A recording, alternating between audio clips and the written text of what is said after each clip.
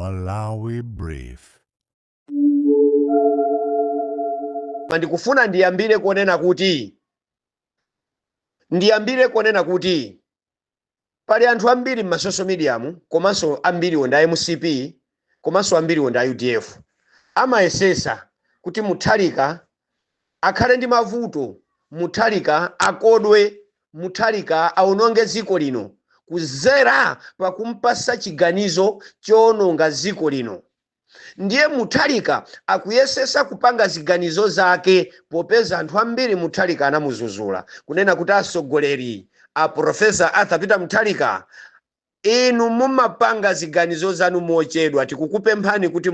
mukalowanso mboma 2025 pa 16 September la boma amalawi agwirizana akukupasani ndithu ndipo mulitenge, koma chiganizo chanu chikhale cha msanga, chikhale chofulumiza kwambiri, musakhale ngati muli mu DPP yakaleija, chifukwa DPP yakaleija ikhala yosiyana kwambiri ndi iyitu a Professor Arthur Peter Mutharika akusankha zintchito zanu, akufuna nzeru zanu. Anthu anavomereza kuti Mutharika ndi Mutharika, profesa ndi profesa. Mulole kuti profesayo akhale profesa yomweyo ndipo ziganizo zake zikhale zomveka kwa wina aliyese. Ndipo a Mutharika avomera, ndipo a Mutharika anamva bwinobwino, ndipo a Mutharika pano ngakhale wina aliyense akuchita kuziwa kuti Mutharikatu akupanga ziganizo zake mwansanga kusiyana ndi mbuyo muja, anavomera ndipo anamva kuti muzikwanisa anthu akakuuzani kupanga chiganizo mwansanga. Ndiye ine ndipemphanso kwa kumbusa Mutharika kunena kuti mupange chiganizo mwansanga. Anthu naeni mophatikizirana ndi Vice President anamwalira, pali manong'ono mwachimozi chimene chinapangisa kuti DPP iziyenda moyera, DPP ndi Professor Arthur Peter Mutharika ayende moyera, ndi imfa ya Saulos Chilima ndi anthu 8 aja. Pozindikira kuti mwina Chilimayi inuyo ku DPP ko munadana nawo kapena mumadana nawo, chabwino ameneyi musamufufuze musiyeni, koma tayang'anani anthu 8 aja. Ndikuziwa kuti anthu 8 wa mukamayang'ana ndiye mukamapanga zoona zenizeni mkatikati mumupezeka Chilima, ndiye kuti tiziwa kuti Chilimayi anafa bwanji. Pomaziwa ifeyo anthu 8 wa anafa bwanji ndiye kuti za Chilima ziso zikhala zili mkatimo. Inu mungokhazikisa inquiry, mungokhazikisa dongosolo lonena kuti chimene amalawi akakupasirani moralo amafuna ambiri aziwe kuti ndege ija akuti inafika kunzuzu, black box akuti ilipo, zimene zija zinayenda bwanji, anayilola ndege kunyamuka yopanda mafuta ni ndani, anamulola mayi ndikumayendesa ndege opanda mapepala anali ndani.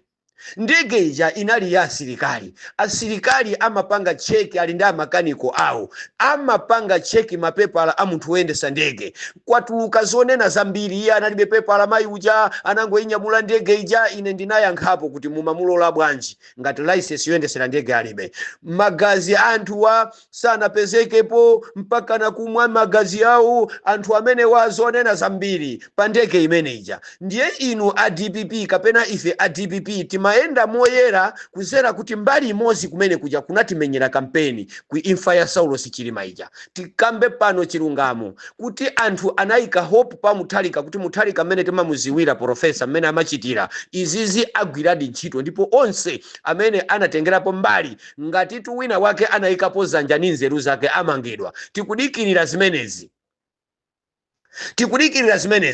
2 adi IMCP iniyo pamene mmachoka mboma munasiya ndrama za COVID, mukuzisiwa ndrama za COVID izo, ndipo okuba ena anapasidwa mani monesti kuti Athabo Chakaka Nyerenda ngati atone general alamula kuti nduna zambiri zimene zinaba ndrama za COVID zibweze. Moposa kondwani na Nkhumwa anakapereka envelope yake ya ndrama zobwezazo. Kodi nduna zina zimene zinatenga ndrama za COVID zija inu munali muli kuti? Ife tinali tili kuti? Timaziwa ndipo tinasiya ndrama za COVID zo ndi ifeyo a DPP. Potuluka mbomamo ena abwera azinyambita ndrama za COVID. Malawi wafa, Malawi sana mangidwe nyumba wakokoloka, ndrama zothandizidwa za COVID. Inu mwangoti zi koma Thabo Chakaka Nyerenda anapereka money monist nduna zimene zinaperekedwa zinapasidwa money monist kuti zibweze ndalama za covid mukuziziwa kapena si mukuziziwa wa anti-corruption bill 1 wa DPP wa 2 wa DPP mwamusankha wa anti-corruption bill ali kuti akugwira ntchito chani zimene zija akuziziwa sakuziziwa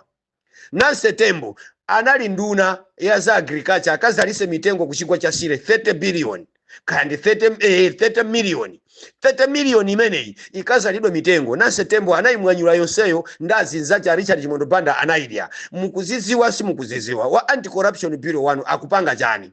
Thabo Chakaka Nyerenda anatuuza ifeyo kuti akupita kukatenga ndalama za kubushale atenga misongo yathu amalawi ma social media anena atopa ndiye lero ndikubwera ndi ma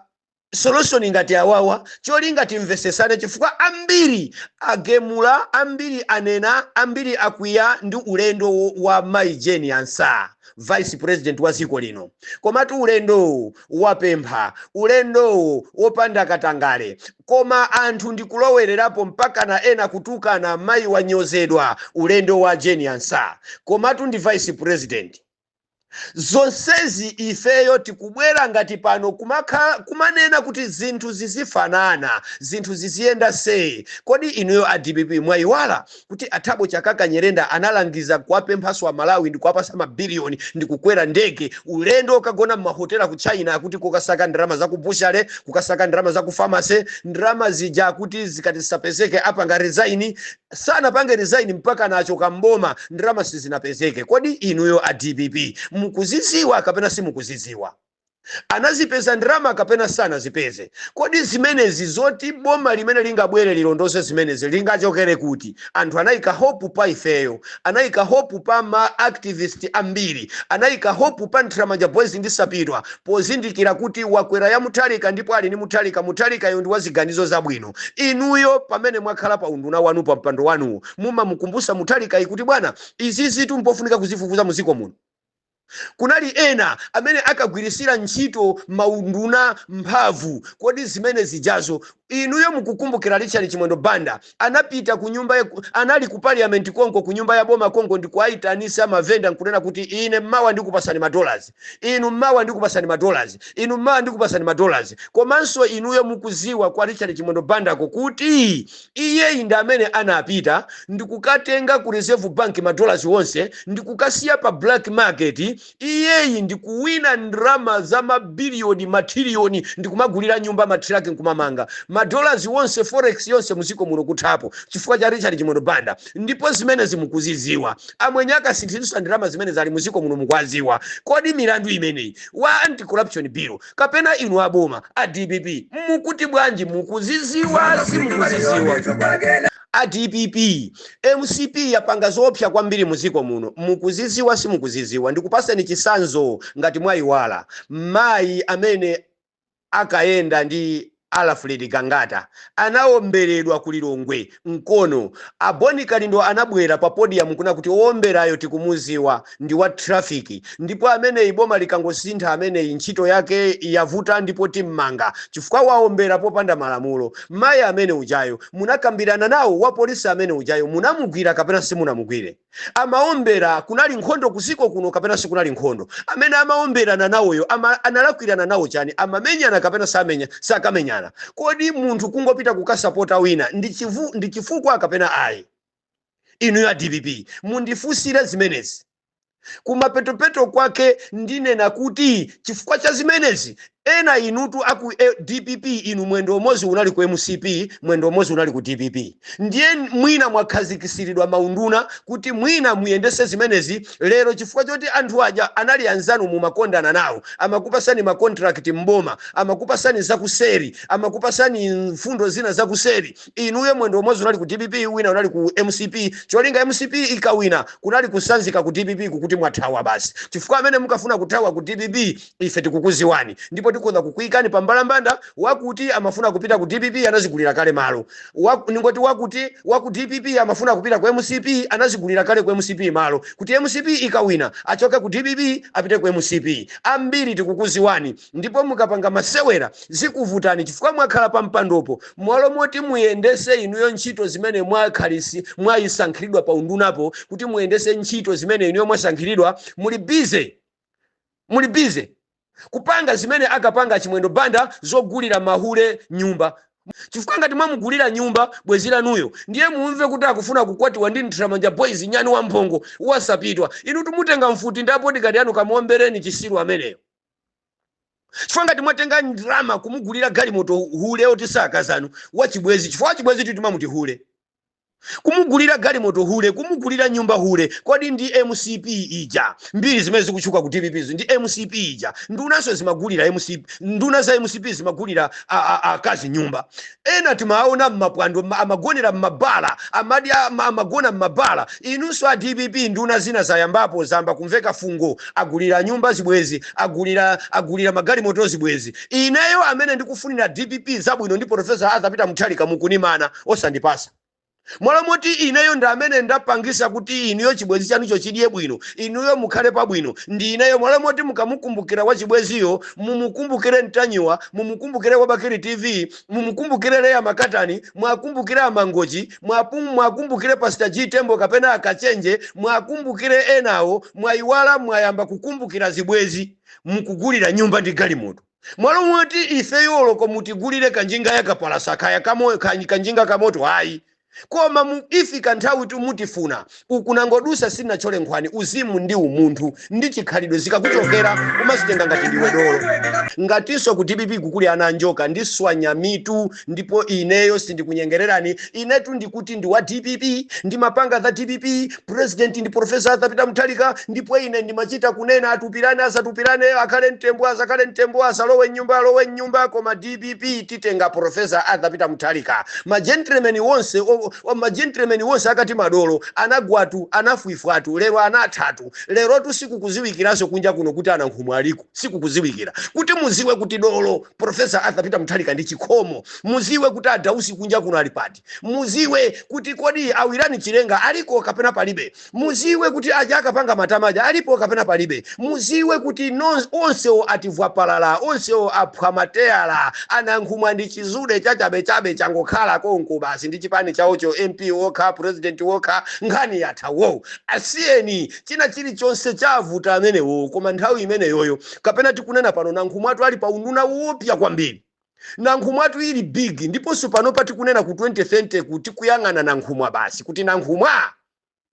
atupere muluzi anthu amene wa president wapeza koma vuto ife anthu akumwera tili ndi vuto tinathamanga kuononga lero kunena ye kuno kuchipinda kwa UDF anaba chipani chani onenawo ndamene akufuna kumuonongera legacy kuti asazakhale president atupere muluzi mwana uja kusogolo kuno kunali koti atenge ziko atupere muluzi alamulire koma manenedwe anthu a UDF anthu akuchipani anthu azeru chipani cho achituluka achisiya ku UDF ko kwangosala zirubwe zofuna kuononga chipani cha UDF cho ndiye kuli manenedwe ndiye kuli kuzikhalidwe munatibera chipani chani mukanafasanso nanu mukanafasa a UDF mukanachilandanso chipani chimosavuta chifukwa 2030 ife sitikaziwa kuti tizafika ku 2026 tikuyikamba 2030 ngati ili kutali koma iya ili pafupi ndithu amene atakhala amoyo chauta akatisunga tikane nacho nchiso ku 2019 kuja paka kumafika 2020 5 years